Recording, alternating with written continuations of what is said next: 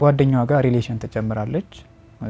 ወጣት ነች፣ የግቢ ተማሪ ናት እና አረገዘች። ከዛ በመሃል ማርገዟን ሲያቅ ከጓደኛዋ ጋር ተጣላች። ጓደኞቿ ማርገዟን ሲያቁ አገለሏት።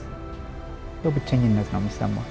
ኢኮኖሚካሊ ራሷን እንኳን መደገፍ አትችልም፣ እንኳን ሌላ ልጅ ልትደግፍ ማለት ነው። ዛራ መድኃኒት ታውቁ ከሆነ ላይት መርዝ ምናምን የሚደረግ እሱን ወስዳ መጣች።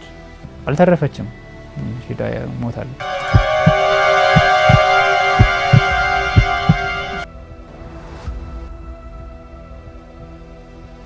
በ4 እና 5 ስቴቶች ቅርንጫፍ ከፈተ።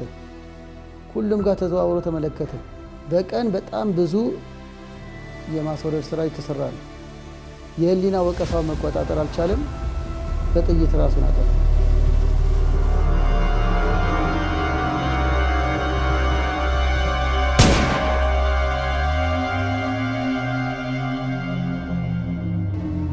እኛ ሀገር ኢትዮጵያ ውስጥ 2014 የተጠና ጥናት የሚያሳየው 620,300 እናቶች በአመት ውስጥ ውርጃ ያደርጋሉ። ይሄ ልክ ኢንዲዩስድ ነው አይቆጠር ነው።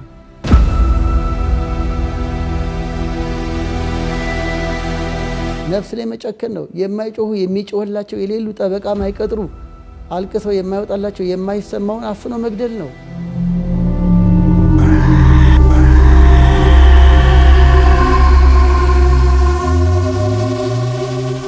ህይወታችን ከእግዚአብሔር ጋር የምንኖርበት ለነገ በእግዚአብሔር ቀኝ እንቆምበታለን ብለን የምናስበውን መንገድ እንዲበላሽ ያደርጋል።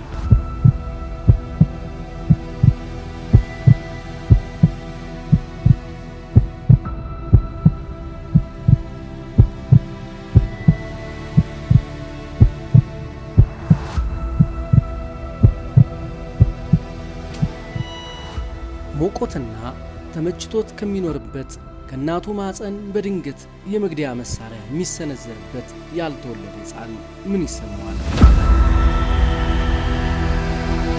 ስቃዩን የሚቀበለው ሕፃን የሚሰማውን ሊነግረን የሚችልበት መንገድ ስለማይኖር ስለሚሰማው ስቃይ የሚኖረን ዕውቀት ከግምት ሊያልፍ አይችልም።